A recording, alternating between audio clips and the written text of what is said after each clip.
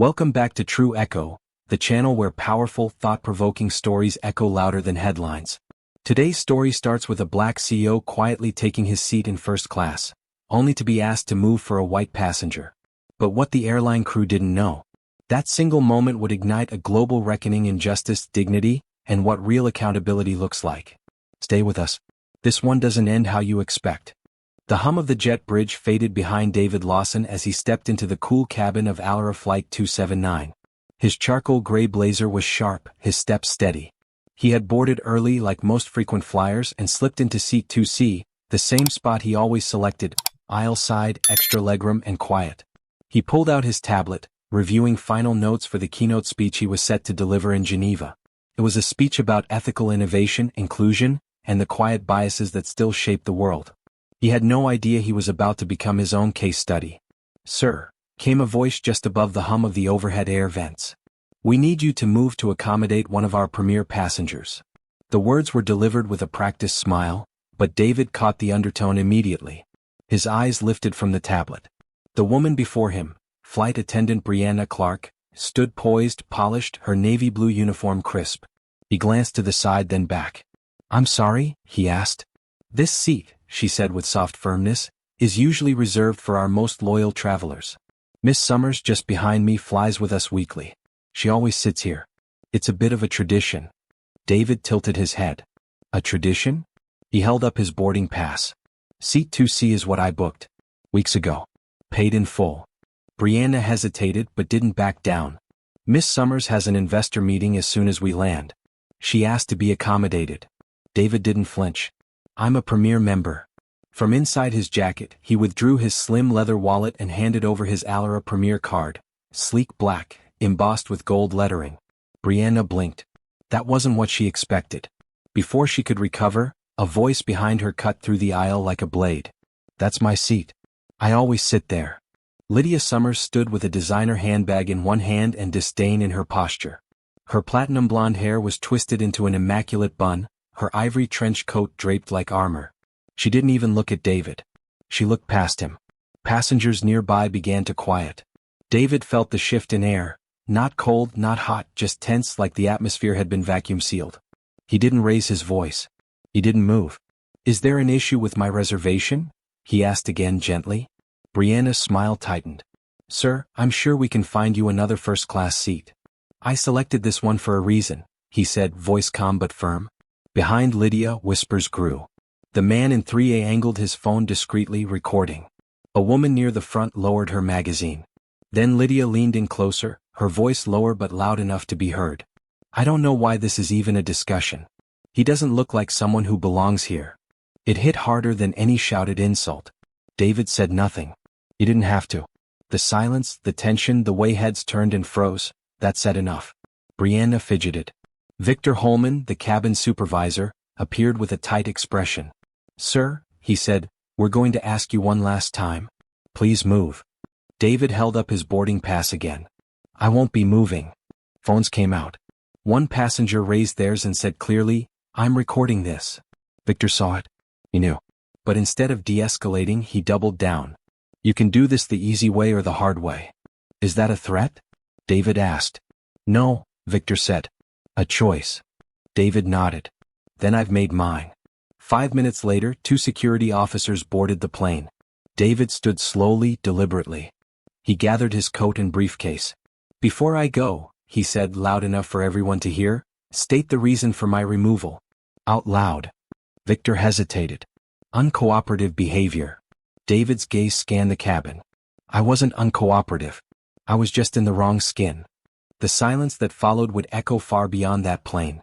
Terminal C's executive lounge was quiet, polished, and insulated from the chaos unfolding online. David Lawson sat in a leather chair, legs crossed, eyes focused on the screen of his tablet.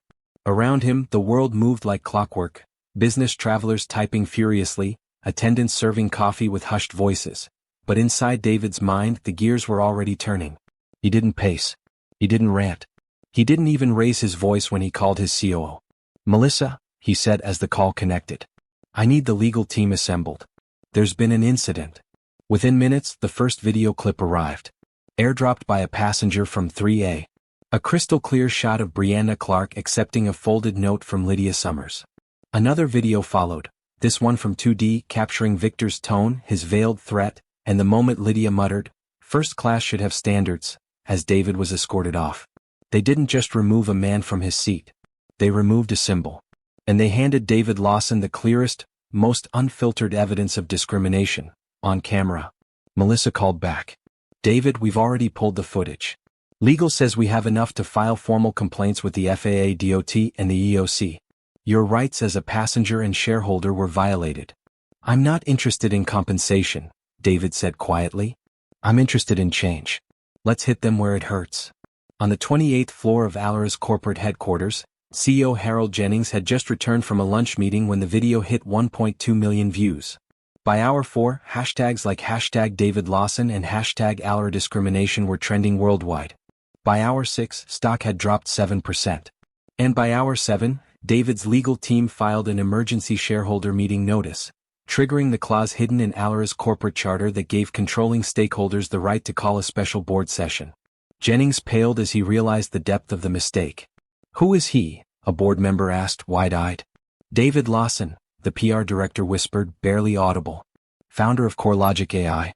And he owns 25% of our shares." Silence. "No," someone muttered. "That can't be." "He's been evaluating us for months," the CFO said. "We didn't know it was him. His team did it through back channels." "He's not just a passenger," Jennings said, voice hollow. "He's the man we've been trying to court for a $50 million tech partnership." Another board member stood up.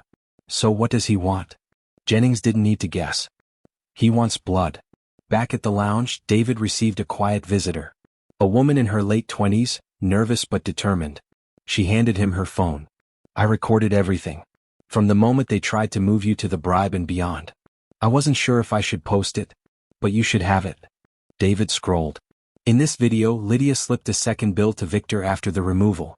The camera captured Victor muttering smugly, "Some passengers just know how to treat the crew." David's jaw tightened. "You may have just changed everything," he told her. The next morning, a special shareholder meeting was held in a sterile boardroom at Alura's headquarters. Executives shuffled papers. Lawyers whispered. But when David entered, everything stopped. He didn't bring rage. He brought receipts. He played the videos on a wall-sized screen. Brianna's forced smile. Victor's escalation. Lydia's bribe. His own calm refusal to move. Then David looked around the room. "I am calling for the immediate termination of all employees involved. No severance. No reassignment. Effective immediately. Additionally, CoreLogic is withdrawing from the $50 million tech partnership, effective today." Jennings started to protest. "David." "No," David said, voice like iron.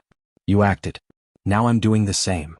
At 4:30 p.m., Brianna, Victor, and Captain Keller sat in a conference room under HR review. The video played once again. They didn't speak. They didn't have to. The footage spoke louder than any excuse. "Effective immediately," said the HR director. "You are all terminated." Victor opened his mouth. "I was following protocol." "No," she replied. "You followed bias." Brianna sobbed quietly. Captain Keller simply nodded once, too ashamed to speak. As they were escorted out, Alura employees whispered through glass walls.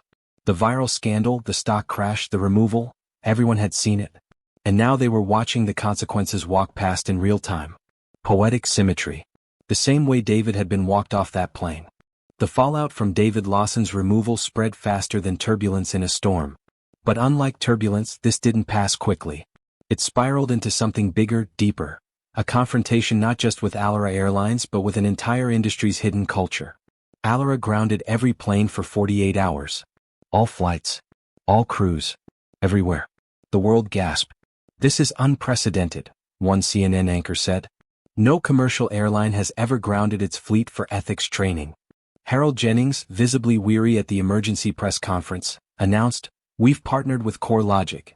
For 48 hours, every employee from the CEO to the janitor will undergo intensive training in equity, ethics, and anti-bias protocols." David didn't stand beside him. He didn't need to. The symbol of his absence was louder than any speech. And the world took notice. Airports displayed signs that read, "Delayed due to internal restructuring." Flight crew members, ground agents, and pilots sat side by side in white-walled conference rooms watching the now viral video of David's removal, frame by frame.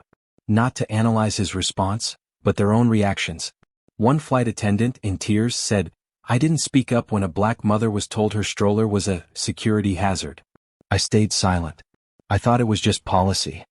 A gate agent confessed, "I always assumed passengers with foreign names were more likely to cause issues.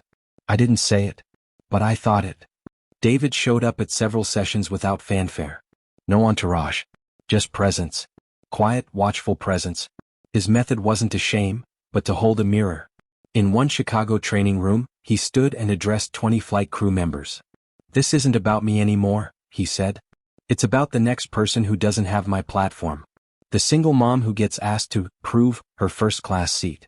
The immigrant business owner pulled aside, randomly, every trip. The child asked why he's really in that private school." One crew member raised her hand. "We didn't mean to discriminate," she said, voice trembling. "But we never thought about how much our body language, our assumptions, impacted people." David nodded. "That's the problem. Discrimination isn't always loud. Sometimes it's the quiet erosion of dignity." As the 48-hour grounding continued, social media exploded. Stories flooded in. "I watched my dad get asked to switch from business class because he looked intimidating. No apology. My autistic son was removed from a flight because he flapped his hands too much. He was excited, not dangerous. I was told, this line is for VIP only. I was the VIP." #Alura grounded trended for 3 straight days. At first, the world saw it as a corporate collapse. But then something shifted. They saw something else, accountability in motion. Not perfection, but progress. Alura stock, which had dropped 12% during the scandal, began a slow, steady climb. Behind the scenes, David and his COO Melissa developed a new division, Clear Altitude. Its mission, to train customer-facing industries in identifying hidden bias and correcting it, not with slogans but systems. Airlines reached out. So did hotel chains. Eventually, 2 Fortune 500 companies requested training. At a press event in Dallas, a reporter asked David, "Is this your redemption story?" He smiled slightly. "It's not my redemption. It's the industry's. I didn't create the problem. I just refused to be quiet about it." Meanwhile, 3 former Alura employees, Victor Holman, Brianna Clark, and Captain Robert Keller, watched it all unfold from the sidelines. Victor, once smug, now scrolled job boards and faced polite rejections that said everything and nothing. "We've decided to pursue other candidates." Brianna dyed her hair, moved in with her sister, and wept quietly each time her face appeared in a reaction video on TikTok. And Captain Keller, once a symbol of calm professionalism, couldn't even secure a ground operations job. His name had become synonymous with passive compliance. But David wasn't finished. Because while the world saw a scandal resolved, he saw an opportunity missed. What happened to him he knew wasn't isolated. It was systemic. So, 3 months after the grounding, CoreLogic launched something radical, the Second Chance Initiative. It was simple in concept, revolutionary in action. A 12-week training and rehabilitation program for individuals who had been terminated for bias-related misconduct. The goal? Not to excuse but to educate. Not to punish but to rewire. Cultural humility. Emotional intelligence. Restorative justice, ethical leadership, and above all, personal accountability. David said it plainly, "We can't build a just world without building bridges for the fallen to walk back across, if they choose to change." At first it was controversial. But when the first names leaked, Victor Holman, Brianna Clark, and Captain Robert Keller, the world paused. Could they be changed? Should they? The Second Chance Initiative wasn't about forgiveness. It was about transformation. And in week 1, the 3 former Alura staffers sat quietly in a training circle, uncertain of the path ahead, but for the first time fully aware of the damage they had done. And that was the beginning. The Second Chance Initiative began with skepticism. The public called it everything from PR rehab to a rebranding factory for bigots. But David Lawson didn't flinch. He didn't defend it. He just built it. In a plain, glass-walled conference room in Chicago, 12 participants sat in a semicircle. Some slouched, some stiff, all wary. These were people whose names had once trended for all the wrong reasons. Now they sat without titles, uniforms, or defenses. Just name tags and silence. Victor Holman wore the same tight-lipped smirk from the plane, at first. "Corporate babysitting," he muttered after orientation.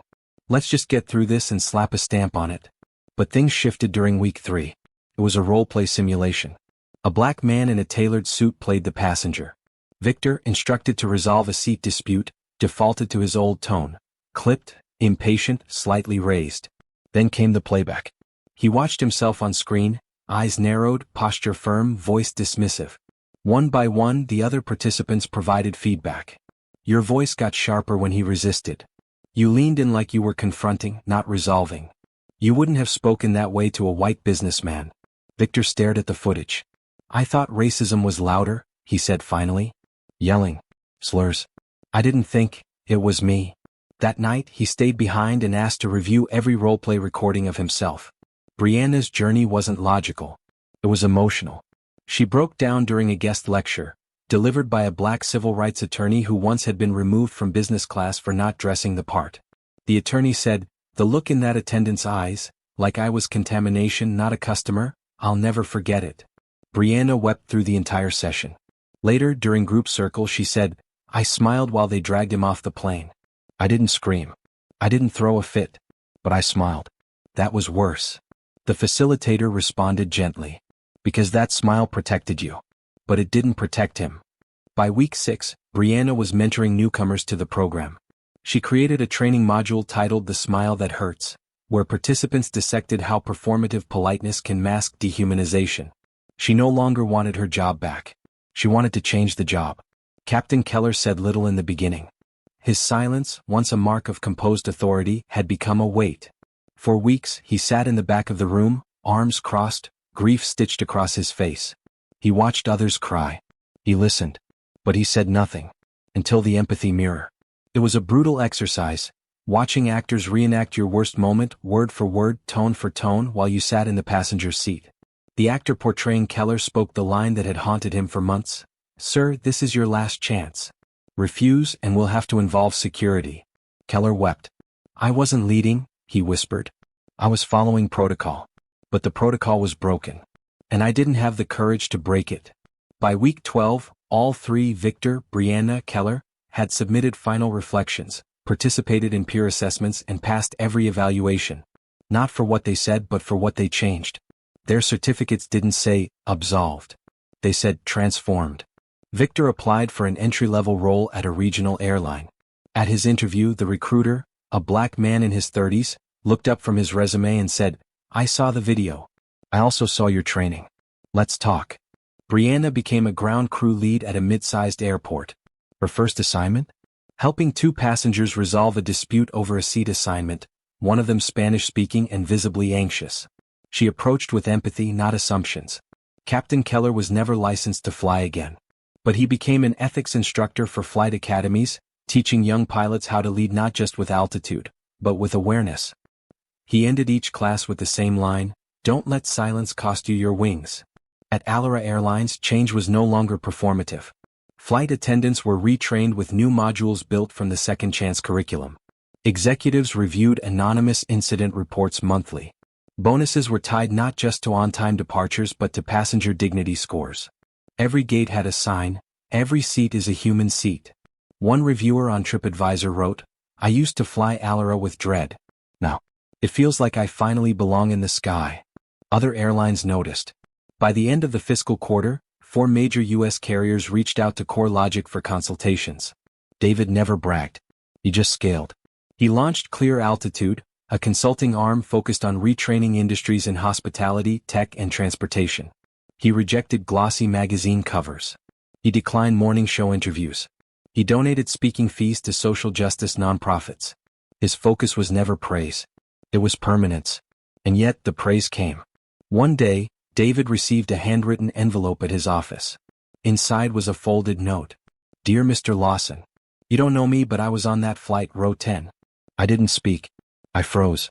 Since then, I've thought about that silence every day. Last week, I saw a black woman at my workplace being mistreated. I spoke up. I faced pushback. But I didn't freeze. Because you showed me how to stand. Thank you." There was no signature. Just a torn stub from Flight 279, circled in blue ink. David read it twice. Then a third time. He folded it, placed it in a leather folder, and whispered to himself, "That's the reason. 6 months after the incident on Flight 279, David Lawson's face was no longer just associated with a viral scandal, it was quietly reshaping global industries. But for David, the most powerful changes were the ones that didn't make headlines. A small school district in New Jersey contacted CoreLogic. 2 teachers had been dismissed for biased grading practices. But what shocked the board wasn't just the protest that followed, it was the demand. The students didn't ask for punishment. They asked for training. If an airline can change, one student wrote in a letter to the school board, why can't a school? Weeks later, David stood in front of 32 educators in a teacher's lounge, showing them the footage from Flight 279, not to shame but to show. Bias wears a uniform, he said. It speaks fluent professionalism. It hides behind tradition. But it always excludes. By the end of the day, the faculty handbook had been rewritten. By the end of the month, 5 more schools had signed on. But change, real change, never arrives without pushback.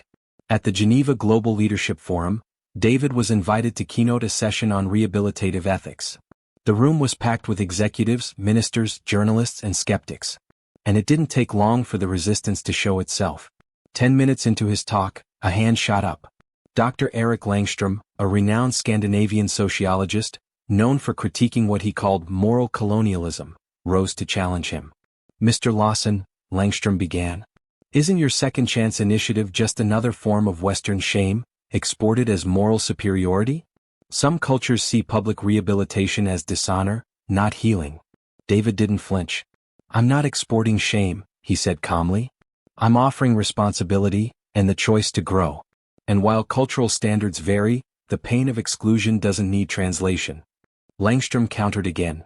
But doesn't this model create a hierarchy where your values dictate the rest? David stepped away from the podium. We don't hand out scripts. We listen. We localize. We collaborate. The room grew quiet. We're not replacing identity with ideology, he continued. We're replacing indifference with reflection. A few scattered claps turned into full applause. But not everyone was convinced. In the days that followed, op-eds, podcasts, and pundits asked, is David Lawson building a global movement, or a global mirror? Some governments declined to adopt the program. Others accused David of trying to re-engineer national pride into corporate policy. Back at CoreLogic HQ, David met with his leadership team. Melissa Tran, always the realist, laid it out clearly. We're scaling too fast, she said. Credibility is at stake. Some regions aren't adapting. Maybe we pause the rollout. David stayed silent. Then he asked one question. What happens to the man in row 14 in Singapore, or Cape Town, or Delhi, who gets asked to move for no reason? No one spoke, because they all knew he was still out there. And they hadn't built enough bridges yet. So instead of scaling back, David scaled differently. He launched localized second chance councils, independent teams in each participating country, led by local ethicists, civic leaders, and community members. No more one-size-fits-all. Every country would write its own chapter, using the same blueprint but in their own voice. The surprising twist? Dr. Langstrom reached out. I still disagree with some of your framing, he wrote in a formal letter. But I see your intention. Let me help shape the Nordic pilot. David flew to Stockholm to meet him personally. They walked along a frozen canal. Langstrom confessed, you didn't win the debate. You opened the door. That's rare. David extended his hand. Let's build something neither of us could have built alone. 6 months later, 8 nations presented outcomes at the United Nations. Each had adapted the Second Chance initiative to reflect their culture. And yet, every single one reported the same core results. 1. Reduced internal conflict. 2. Increased public trust. 3. Restored staff dignity. A Nigerian hospitality CEO said it best. Lawson's framework didn't teach us how to apologize. It taught us how to listen. That night, walking the quiet streets of Geneva, David paused in front of an old theater. On a bronze plaque were the words, ideas that endure are not shouted. They are seated. He smiled. Because that's what he had done. He didn't fight to move the system. He refused to move, and let the world adjust around him. But just as the Second Chance initiative reached new heights, a quiet message arrived that would shake it to its core. An anonymous whistleblower email. You need to look at the Manila pilot program. The lead trainer is taking money to falsify certifications. Second Chance is being sold. David read the message once. Then again. His stomach turned. He picked up his phone. Melissa, he said, voice steady. Book me on the next flight to the Philippines. I need to see something for myself. The Manila Training Center for the Second Chance Initiative had all the trappings of reform. A sleek office sign, printed banners bearing David Lawson's name, and glossy brochures touting success stories. But beneath the polish, something felt off the moment David stepped inside. He had arrived unannounced, traveling with no entourage, just a messenger bag and an uneasy silence. The staff didn't recognize him, at least not immediately. He watched from the back of a training session as a facilitator recited a module on empathy-driven de-escalation. Sounded right, but it felt rehearsed. Hello. During the break, David approached a young participant, a baggage handler in his 20s. How has this program changed you? David asked. The young man blinked, confused. Changed me? Sir, I just showed up twice. They said if we signed the form and sat through orientation, we'd get the certificate. David's throat tightened. You didn't complete the full training? No, sir. They said as long as the paperwork was in order, no one would check. That night in his hotel room, David opened the internal records. Dozens of certifications had been marked as completed, but the digital attendance logs didn't match. Hours were missing. Names of attendees were duplicated. And worse, some signatures were clearly forged. At the center of it all was one man, Eduardo Lin, the Manila Regional Director. A former HR consultant and one of CoreLogic's earliest overseas adopters. David requested a meeting. The next morning, they stood in the hallway outside the training floor, where a new batch of participants sat obliviously watching a pre-recorded ethics video. Eduardo smiled too easily. David, to what do I owe this honor? David didn't return the smile. I need to ask you something directly. Eduardo raised an eyebrow. Are companies paying for certifications that weren't earned?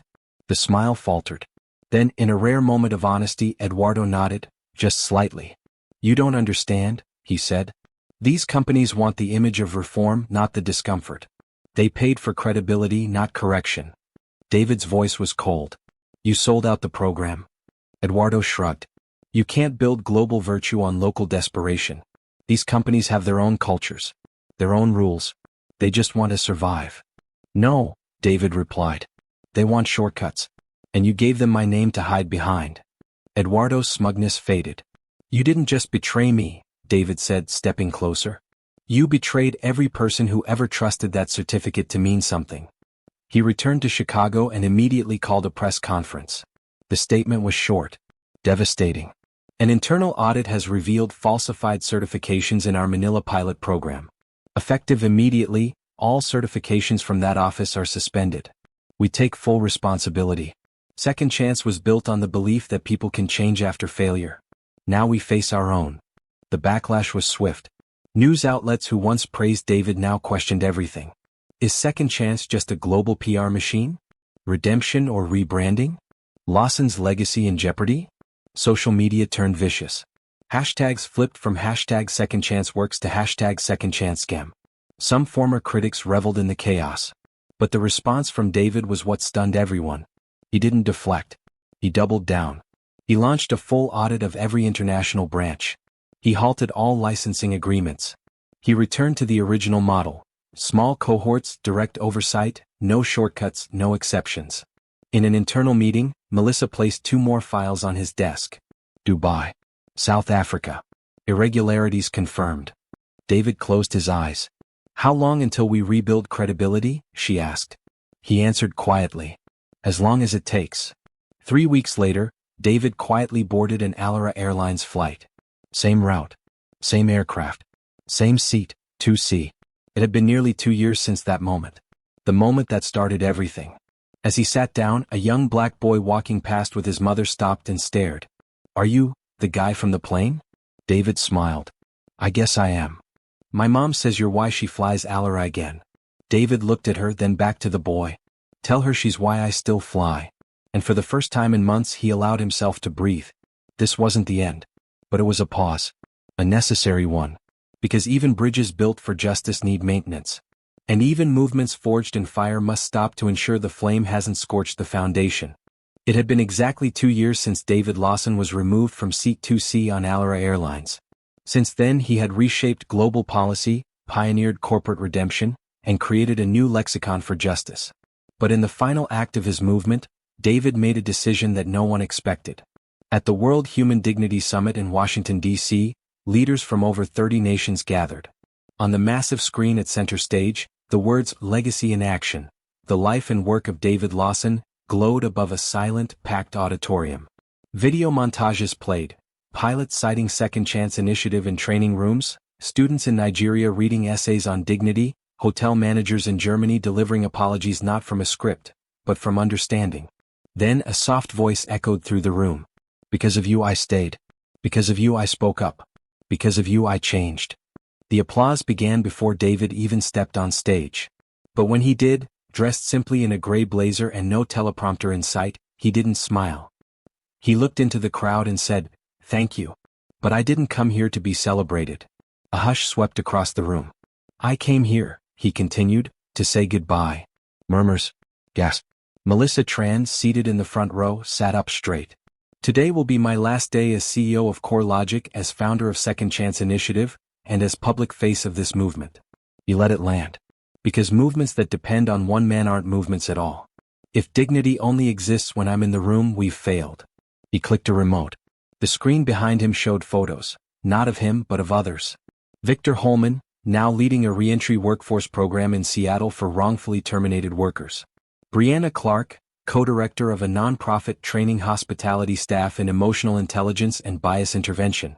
Captain Keller, mentoring young pilots in ethical decision-making under stress.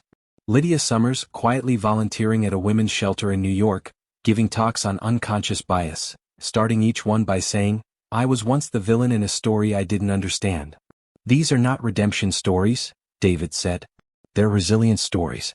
Because justice doesn't end with punishment. It begins with reflection and continues with transformation." He paused. "You all remember this seat? 2C. But here's what I've never told anyone. That seat? It wasn't the most comfortable. It wasn't even near the window. But I chose it. I fought for it. Because the fight wasn't about a seat, it was about being told I didn't belong." He looked out across the room. "And the truth is, every one of us carries a seat we're told we don't deserve. A table we're asked to prove we belong at. A room we're asked to be quiet in. That's where legacy begins, when you refuse to move." Then David turned to someone waiting offstage. A woman in her early 30s, wearing a navy suit and trembling with emotion. This is Elise Santiago, a former Second Chance graduate, a single mother, a former corrections officer. And today she is your new CEO. The applause thundered. Elise hugged David, tearful. "You gave me a second chance," she whispered. "No," David replied. "You earned it." Weeks later, David boarded a quiet evening flight. No fanfare. No headlines. Row 18, economy. Just another passenger. A young flight attendant approached mid-flight, holding back tears. "Mr. Lawson. It's really you." He smiled. "Not anymore. I'm just a traveler now." She tapped her name badge. Read. "Graduate, Second Chance Initiative." "Because of you," she said softly, "I stayed in the air." David leaned back, closed his eyes, and let the engine hum beneath him. No cameras. No speeches. Just peace. Because in the end, David Lawson's greatest legacy wasn't the scandal he survived or the systems he rebuilt. It was the people who carried the torch after he set it down. The boy whose mother now flew with dignity. The teacher who rewrote her syllabus after watching the footage. The pilot who finally spoke up during an unjust deboarding. And you, who might refuse to give up your seat someday because someone else once refused to give up theirs. What began as a single act of discrimination, asking a black CEO to give up his rightful seat, sparked a global transformation in ethics, accountability, and compassion. David Lawson didn't shout. He stood. He didn't seek vengeance. He built a path. He didn't change one airline. He changed a culture. Remember, real power is not loud. It's principled, disciplined, and kind when it could be cruel. If this story moved you, tell us. Have you ever been told you didn't belong, only to prove them wrong? Share your story in the comments. Subscribe to True Echo for more powerful human stories that challenge the world and change it.